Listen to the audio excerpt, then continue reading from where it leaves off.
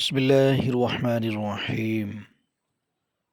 کیسے میں بھول جاؤں اے اونچ مقام تیرا، کیسے میں بھول جاؤں اے اونچ مقام تیرا، چرچے جو تھے زمیں پر وہ خوب نام تیرا۔ اور شریف کے اندر یہ مقبرہ حسن کا، قدامت کا، فن تعمیر کا ایک اعلیٰ شاہکار مقبرہ ہے۔ مقبرہ بی بی جیون دیس کا نام ہے اور یہ پچھلے 600 سال سے استادہ ہے۔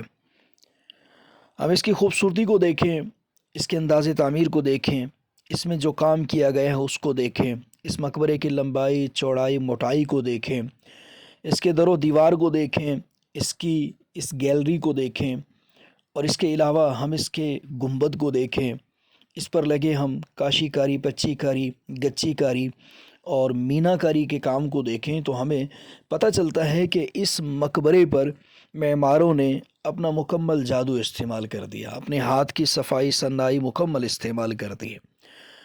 آج بھی صدیاں گزرنے کے باوجود اس کا جتنا حصہ باقی ہے اسے دیکھ کر ہمیں ایک خوشی ہوتی ہے کہ اس شریف کے اندر ایسی شاہکار عمارت، فن تعمیر کی اعلیٰ مثال عمارت موجود ہے۔ کسی بھی تعمیر کو ہم بغور دیکھیں تو اس کے ارد گرد کے احوال سے ہی درست معلومات مل جاتی ہیں۔ اس عمارت کی تعمیر جس مقام پر ہوتی ہے اس جگہ کے عمدہ اور زمین پر اس عمارت کے دیر تک رہنے کو بھی مد نظر رکھا جاتا ہے۔ مناسب محل وقوع عمارت کے لحاظ سے ہر عمارت کے دیر پا ہونے کے لیے ضروری ہوتا ہے۔ مقبرہ بی بی جیوندی کو بھی تعمیر کرتے وقت اس کے معماروں نے اس چیز کو ملحوظ خاطر رکھا۔ یہی وجہ ہے کہ آج جب ہم اس کے باقی حصے کو دیکھتے ہیں تو ان معماروں کے لیے دعا نکلتی ہے کہ قدرتی ٹیلے پر اس مقبرے کو تعمیر کرنے کا بہت اچھا فیصلہ کیا تھا۔ اور ویسے بھی واضح بات ہے کہ جہاں مزار ہوتی ہے، قبر ہوتی ہے، وہیں پہ اس کی عمارت بنتی ہے، تو تدفین میں اس اونچی جگہ کا انتخاب کرنے والوں نے بالکل درست فیصلہ کیا تھا۔ ہم اسلامی تعمیرات کا جائزہ لیں تو پاک و ہند میں ایسی نایاب اور شاہکار فن تعمیر کی مثالیں نظر آئیں گی جو آج تک آنکھوں نے نہ دیکھی اور نہ ہی کانوں نے سنی۔ شخصیت فنکار معمہ نہیں واحد، شخصیت فنکار معمہ نہیں واحد، فن ہی میں ہوا کرتا ہے فنکار کا پرتو۔ فن کی بدولت ہی فنکار کی، اس کے معمار کی اور اس کے صانع کی پہچان ہوتی ہے۔ یہی وجہ ہے کہ بعض اوقات لوگوں نے اس طرح کے کارنامے سر انجام دیے۔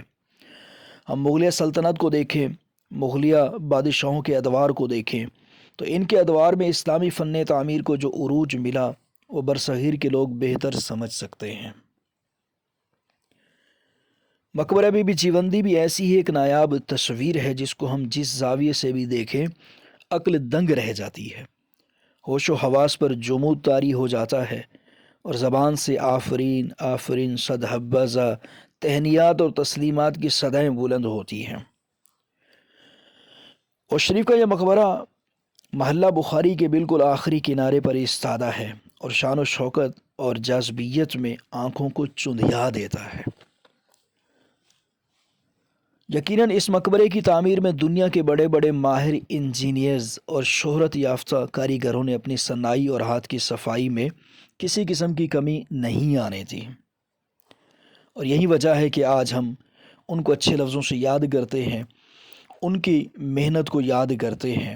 کسی شاعر نے کیا خوب کہا، جادہ فن میں بڑے سخت مقام آتے ہیں، جادہ فن میں بڑے سخت مقام آتے ہیں، مر کے رہ جاتا ہے فنکار امر ہونے تک۔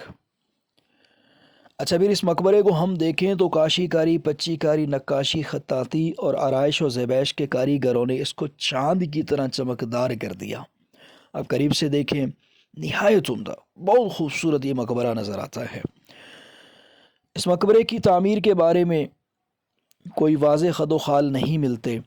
مشہور روایت 1494 کی ہے، اس پر انشاءاللہ آخر میں گفتگو کروں گا۔ بہرحال اس مقبرے پر کتبہ ہونا چاہیے تھا، کتبے پر سن تعمیر، سن تاریخ ہونی چاہیے تھی۔ نہ ہونے کی یہی وجہ ہو سکتی ہے کہ سیلاب والے حصے کی طرف ممکن ہے وہ کتبہ لگا ہوا ہو اور سیلاب کی نظر ہو گیا ہو۔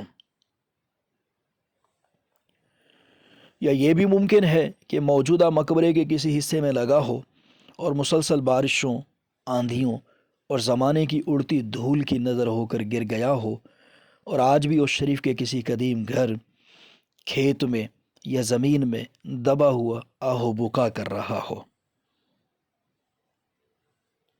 حوادث زمانہ کی نظر ہونے والا یہ مقبرہ آج بھی ہیبت و جلال کے ساتھ اپنے معماروں کی عظمت کو بیان کر رہا ہے۔ بقول عظیم حیدر، آہن سنگ کو زہراب فنا چاٹ گیا، آہن سنگ کو زہراب فنا چاٹ گیا، پہلے دیوار شکستہ ہوئی پھر باب گرا۔ ہائے ہائے ہائے،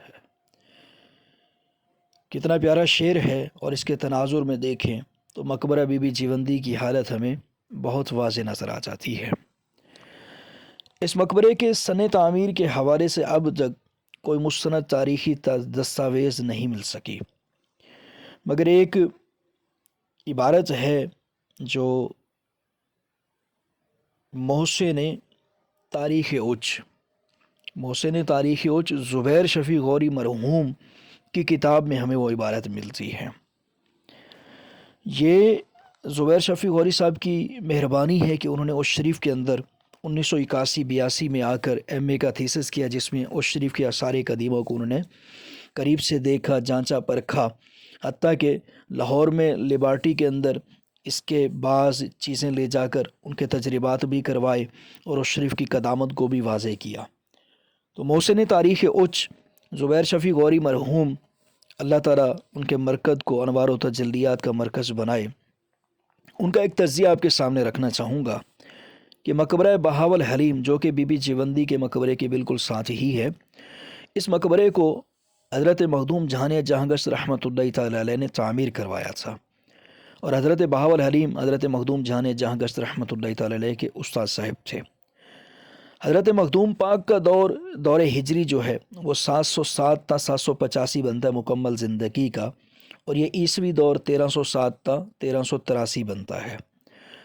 مخدوم جہان جہاں گشت رحمۃ اللہ تعالی علیہ نے یہ مقبرہ اس شریف میں اپنی مستقل رہائش کے دوران بنوایا ہوگا، اور یہ دور بھی 750 تا 780 ہجری بنتا ہے، اور بی بی جیوندی کا مقبرہ بعد میں 1494 بمطابق 900 سن ہجری میں بنا۔ درمیان میں وقفہ ہجری اور عیسوی فرق کے ساتھ 110 یا 120 سال کا بنتا ہے۔ یوں یہ مقبرہ بی بی جیوندی مقبرہ حضرت بہاول حلیم رحمۃ اللہ تعالی علیہ سے تقریباً 120 یا 125 سال بعد 1494 عیسوی میں بنتا ہوا نظر آتا ہے۔ آج یہ خوبصورت مقبرہ اپنی بچی کھچی تعمیر کے ساتھ باقی ہے۔ خاک ہوتی ہوئی تعمیر سے ڈر جاتے ہیں، خاک ہوتی ہوئی تعمیر سے ڈر جاتے ہیں، ہم بدلتی ہوئی تصویر سے ڈر جاتے ہیں۔